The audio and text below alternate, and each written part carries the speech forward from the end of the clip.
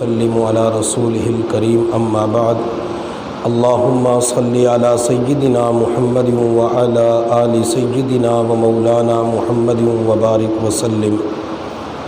رمضان المبارک کے مہینہ میں اللہ رب العزت اپنے بندوں کو مختلف اعمال کی توفیق عطا فرماتے ہیں۔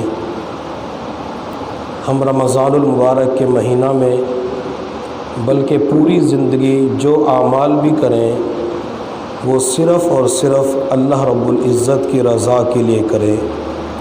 جب انسان کی نیت ٹھیک ہوتی ہے اور اللہ رب العزت کی رضا کے لیے وہ اعمال، افعال، اقوال کرتا کہتا ہے تو اللہ تعالیٰ اسے قبول فرما لیتے ہیں۔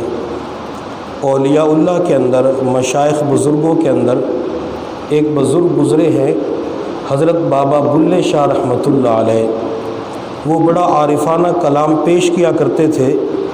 وہ اپنے اشعار کے اندر کہتے ہیں، جے ناتیاں دھوتیاں رب ملدا تے ملدا کمیاں مچھیاں نو۔ یہ جو مچھلیاں ہوتی ہیں ہر وقت پانی کے اندر رہتی ہیں، تو بابا بلے شاہ رحمۃ اللہ علیہ فرماتے ہیں اگر نہانے دھونے سے کسی کو رب ملتا تو مچھلیوں کو رب مل جاتا۔ جے ذکر کیتیاں رب ملدا تے ملدا کال کڑچیاں نو۔ یہ پرندے کی ایک قسم ہے جو ہر وقت بولنا ہوتا ہے اور وہ ہر وقت اللہ کا ذکر کر رہا ہوتا ہے۔ فرماتے ہیں کہ اگر ہر وقت ذکر کرنے سے اللہ ملتا تو پرندے کی اس قسم کو رب مل جاتا۔ جے سر منایا رب ملدا تے ملدا بھیڑا سسیاں نو۔ بھیڑ کی ایک قسم ہوتی ہے جس کے جسم کے اوپر بال نہیں ہوتے۔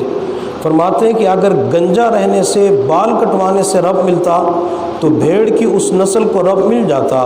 اور آخر کے اندر فرماتے ہیں جے رب ملدا تے ملدا نیتا اچھیاں نو، کہ جب بھی کسی کو رب ملا ہے تو اچھی نیت کے اوپر رب ملا ہے۔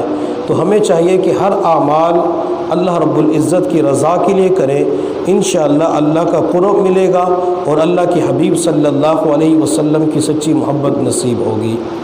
سبحان رب العلی الوہاب، الحمد للہ رب العالمین والعاقبۃ للمتقین، والصلاة والسلام علی سیدنا محمد وآلہ واصحابہ اجمعین۔